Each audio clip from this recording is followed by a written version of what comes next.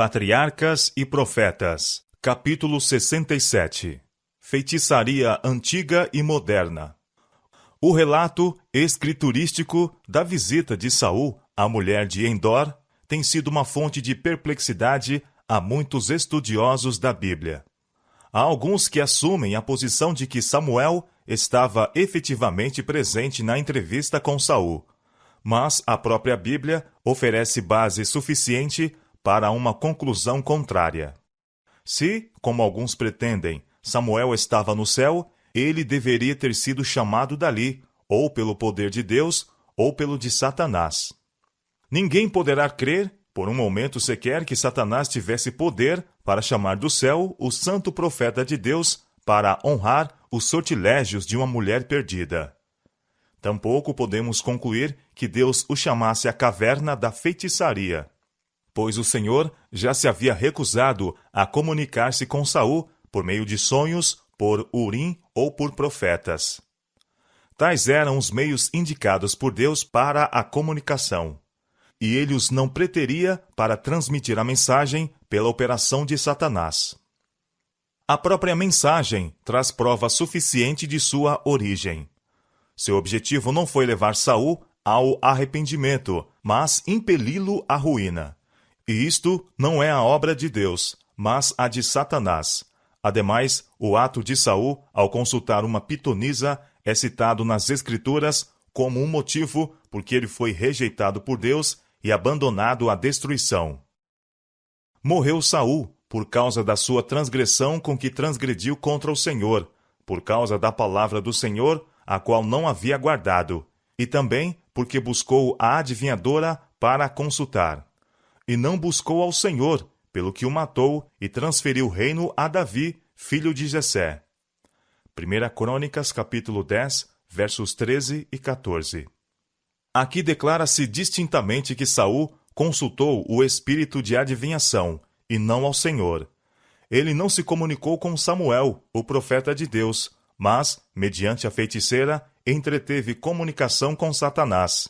Este não podia apresentar o verdadeiro Samuel, mas apresentou uma falsificação, que serviu ao seu objetivo de enganar. Quase todas as formas da antiga feitiçaria e sortilégios baseavam-se na crença da comunicação com os mortos. Aqueles que praticavam as artes da necromância pretendiam ter relações com os espíritos dos mortos e obter, por meio deles, conhecimento de acontecimentos futuros.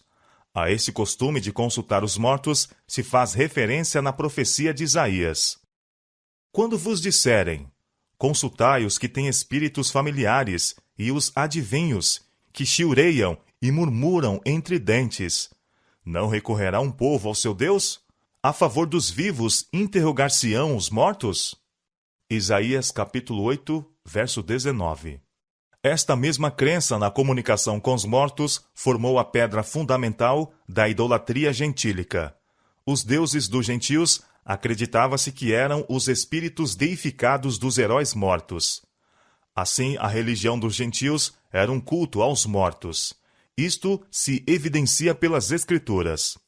No relato do pecado de Israel, em Bet-peor, declara-se: E Israel deteve-se em Sitim, e o povo começou a prostituir-se com as filhas dos moabitas. E convidaram o povo aos sacrifícios dos seus deuses. E o povo comeu, e inclinou-se aos seus deuses. Juntando-se, pois, Israel a Baal-peor. Números capítulo 25, versos 1 a 3. O salmista nos diz a que espécie de deuses estes sacrifícios eram oferecidos. Falando da mesma apostasia dos israelitas, diz ele: juntaram-se com Baal-peor e comeram os sacrifícios dos mortos, isto é, sacrifícios que tinham sido oferecidos aos mortos. Salmo 106, verso 28. A deificação dos mortos tem tido lugar preeminente em quase todo o sistema de paganismo, como também tem a suposta comunicação com os mortos. Acreditava-se que os deuses comunicavam sua vontade aos homens e davam-lhe também conselhos quando consultados. Desta natureza eram os famosos oráculos da Grécia e de Roma. A crença na comunicação com os mortos é ainda mantida, mesmo nos países professos cristãos. Sob o nome de espiritismo, a prática de comunicar-se com seres que pretendem ser os espíritos dos mortos tem se espalhado largamente. É ela calculada a ganhar as simpatias daqueles que depuseram seus queridos na sepultura. Seres espirituais, algumas vezes, aparecem a pessoas sob a forma de seus amigos falecidos e relatam incidentes ligados com suas vidas e efetuam atos que realizavam quando vivos. Deste modo, levam os homens a crerem que seus amigos mortos são anjos que pairam sobre eles, e com eles se comunicam. Aqueles que assim pretendem ser espíritos dos mortos são considerados com certa idolatria, e para muitos, sua palavra tem maior valor do que a palavra de Deus. Muitos há, contudo, que consideram o espiritismo como um simples embuste. As manifestações pelas quais ele apoia suas pretensões a um caráter sobrenatural são atribuídas à fraude por parte do médium. Mas, conquanto seja verdade que os resultados da velhacaria tenham sido muitas vezes apresentados como manifestações genuínas, tem havido também provas notáveis de poder sobrenatural.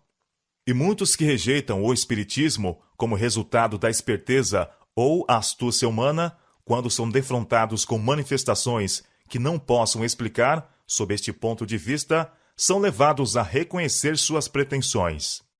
O espiritismo moderno e as formas da antiga feitiçaria e adoração de ídolos têm todos a comunicação com os mortos como seu princípio vital. Fundam-se naquela primeira mentira pela qual Satanás seduziu Eva no Éden. Certamente não morrereis, porque Deus sabe que no dia em que dele comerdes, sereis como deuses. Gênesis capítulo 3, versos 4 e 5.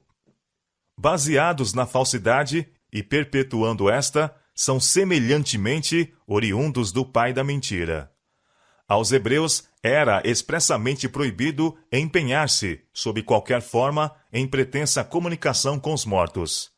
Deus fechou eficazmente esta porta quando disse: os mortos não sabem coisa nenhuma, e já não têm parte alguma neste século, em coisa alguma do que se faz debaixo do sol. Eclesiastes, capítulo 9, versos 5 e 6. Sai-lhes o espírito, e eles tornam-se em sua terra. Naquele mesmo dia, perecem os seus pensamentos. Salmo, capítulo 146, verso 4. E o Senhor declarou a Israel: quando uma alma se virar para os adivinhadores e encantadores, para se prostituir após deles, eu porei a minha face contra aquela alma, e a extirparei do meio do seu povo. Levítico capítulo 20, verso 6. Os espíritos familiares não eram espíritos dos mortos, mas anjos maus, mensageiros de Satanás. A antiga idolatria, que, como vimos, compreende tanto o culto aos mortos como a pretensa comunicação com eles, declara-se na Bíblia ter sido culto aos demônios. O apóstolo Paulo, advertindo seus irmãos contra o participarem de qualquer maneira da idolatria de seus vizinhos pagãos, diz: as coisas que os gentios sacrificam, as sacrificam aos demônios, e não a Deus, e não quero que sejais participantes com os demônios. 1 Coríntios capítulo 10, verso 20. O salmista, falando de Israel, diz que sacrificaram seus filhos e suas filhas aos demônios. E no versículo seguinte, explica que os sacrificaram aos ídolos de Canaã. Salmo, capítulo 106, versos 37 e 38. Em seu suposto culto aos mortos, estavam, na realidade, adorando demônios. O espiritismo moderno, repousando sobre a mesma base, não é senão um reavivamento sob uma nova forma da feitiçaria e culto aos demônios que Deus condenou e proibiu na antiguidade. Acha-se ele predito nas Escrituras que declaram que nos últimos tempos apostatarão alguns da fé, dando ouvidos a espíritos enganadores, a doutrinas de demônios. 1 Timóteo, capítulo 4, verso 1. Paulo, em sua segunda carta aos Tessalonicenses, indica a operação especial de Satanás pelo espiritismo, como um acontecimento a ocorrer imediatamente antes do segundo advento de Cristo. Falando da segunda vinda de Cristo, declara que ela é segundo a eficácia de Satanás, com todo o poder e sinais e prodígios da mentira. 2 Tessalonicenses, capítulo 2, verso 9. E Pedro, descrevendo os perigos a que a igreja estaria exposta nos últimos dias, diz que, assim como houve falsos profetas que levaram Israel ao pecado, haverá falsos ensinadores que introduzirão encobertamente heresias de perdição e negarão o Senhor que os resgatou, e muitos seguirão as suas dissoluções. 2 Pedro, capítulo 2, versos 1 e 2. Aqui, o apóstolo indicou uma das mais assinaladas características dos ensinadores espíritas. Eles se recusam a reconhecer a Cristo como Filho de Deus. Com relação a tais instrutores, o amado João declara: quem é o mentiroso, senão aquele que nega que Jesus é o Cristo? É o anticristo, esse mesmo que nega o Pai e o Filho. Qualquer que nega o Filho, também não tem o Pai. 1 São João, capítulo 2, versos 22 e 23. O Espiritismo, negando a Cristo, nega tanto ao Pai como ao Filho, e a Bíblia denuncia-o como manifestações do anticristo. Pela predição da sorte de Saul, dada mediante a mulher de Endor, planejava Satanás enheredar o povo de Israel. Esperava que se lhes inspirasse confiança na feitiçaria e fossem levados a consultar a mulher. Assim, se desviariam de Deus como seu conselheiro e colocar-se-iam sob a guia de Satanás. O engodo pelo qual o Espiritismo atrai as multidões é o seu pretenso poder de descerrar o véu do futuro e revelar aos homens o que Deus ocultou. Deus desvendou em sua palavra, diante de nós, os grandes acontecimentos do futuro, tudo que nos é essencial sabermos, e deu-nos um guia seguro para nossos pés por entre todos os seus perigos. É, porém, intuito de Satanás destituir a confiança dos homens em Deus, torná-los descontentes com sua condição na vida e levá-los a procurar conhecimento daquilo que Deus sabiamente lhes encobriu e desprezar o que ele revelou em sua santa palavra. Há muitos que se tornam inquietos quando não podem saber o desfecho definido das questões. Não podem suportar a incerteza e, em sua impaciência, recusam-se a esperar para verem a salvação de Deus. A apreensão de males impele-os quase à loucura. Dão lugar aos seus sentimentos de rebelião. Correm de um lado para outro, com mágoa intensa, procurando entendimento a respeito daquilo que não foi revelado. Se tão somente confiassem em Deus e vigiassem e orassem, encontrariam consolo divino. Seu espírito se acalmaria pela comunhão com Deus. Os cansados e oprimidos encontrariam descanso para suas almas, se tão somente fossem a Jesus. Mas quando rejeitam os meios que Deus ordenou para o seu conforto e recorrem a outras fontes, esperando saber o que Deus recusou revelar, cometem o erro de Saul, e desse modo apenas obtêm conhecimento do mal. Deus não se agrada com esta conduta, e ele o exprimiu nos termos mais explícitos. Esta impaciente pressa de rasgar o véu do futuro revela falta de fé em Deus, e deixa a alma aberta às sugestões do máximo enganador. Satanás leva os homens a consultar os que têm espíritos familiares, e revelando coisas ocultas do passado, inspira confiança em seu poder para predizer coisas vindouras. Pela experiência adquirida através dos longos séculos, ele pode raciocinar partindo das causas aos efeitos e predizer muitas vezes, com um certo grau de precisão, alguns dos acontecimentos futuros da vida do homem. Assim, está ele habilitado a enganar pobres almas transviadas e levá-las sob seu poder e conduzi-las cativas à sua vontade. Deus nos deu esta advertência pelo seu profeta. Quando vos disserem, consultai os que têm espíritos familiares e os adivinhos que chiureiam e murmuram entre dentes. Não recorrerá um povo a seu Deus? A favor dos vivos interrogar-se-ão os mortos? A lei e ao testemunho. Se eles não falarem segundo esta palavra, não haverá manhã para eles. Isaías capítulo 8, versos 19 e 20. Aqueles que têm um Deus santo, infinito em sabedoria e poder, irão aos adivinhos, cujo saber vem de sua intimidade com o inimigo de nosso Senhor? Deus mesmo é a luz de seu povo. Ele lhes manda fixar os olhos pela fé nas glórias que estão veladas à vista humana.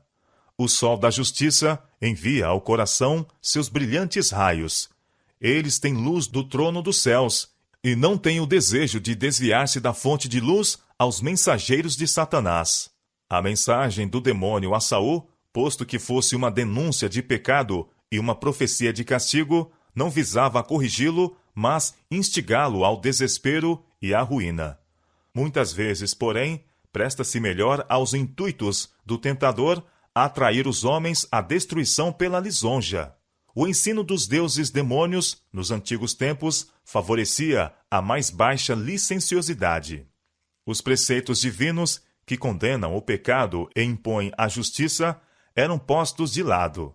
A verdade era considerada levianamente, e a impureza não somente era permitida, como também ordenada. O Espiritismo declara que não há morte, pecado, juízo ou condenação, que os homens são semideuses não decaídos, que o desejo é a mais elevada lei e que o homem é apenas responsável a si. As barreiras que Deus erigiu para proteger a verdade, a pureza e a reverência são derribadas, e muitos assim se tornam audazes no pecado. Não sugere tal ensino uma origem semelhante à do culto aos demônios? O Senhor apresentou a Israel os resultados de entreter em comunicação com os espíritos maus, nas abominações dos cananeus. Eles eram sem afeição natural, idólatras, adúlteros, homicidas e abomináveis por todo pensamento corrupto e prática revoltante. Os homens não conhecem seu próprio coração, pois enganoso é o coração, mais do que todas as coisas, e perverso. Jeremias capítulo 17, verso 9. Mas Deus compreende as tendências da natureza depravada do homem. Naquele tempo, como agora, Satanás estava vigilante para acarretar condições favoráveis à rebelião, a fim de que o povo de Israel se tornasse tão aborrecível a Deus como foram os cananeus. O adversário das almas está sempre alerta para abrir canais à torrente livre de males sobre nós, pois deseja que sejamos arruinados e condenados diante de Deus.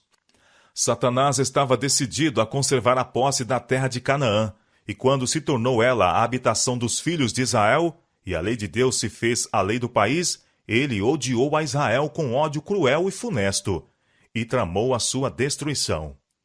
Pela operação de espíritos maus, deuses estranhos foram introduzidos, e por causa da transgressão, o povo escolhido foi finalmente disperso da terra da promessa. Esta história Satanás está esforçando para repetir em nosso tempo. Deus está tirando seu povo das abominações do mundo, a fim de que guardem sua lei. E por causa disto, a ira do acusador de nossos irmãos não tem limites. O diabo desceu a vós e tem grande ira, sabendo que já tem pouco tempo. Apocalipse capítulo 12, versos 10 e 12. A terra antitípica da promessa está precisamente diante de nós, e Satanás está resolvido a destruir o povo de Deus e separá-lo de sua herança. O aviso: vigiai e orai, para que não entreis em tentação. Nunca foi mais necessário do que hoje. A palavra do Senhor ao antigo Israel é também dirigida a seu povo nesta época. Não vos virareis para os adivinhadores e encantadores, não os busqueis, contaminando-vos com eles, pois todo aquele que faz tal coisa é abominação ao Senhor. Levítico capítulo 19, verso 31 e Deuteronômio capítulo 18, verso 12.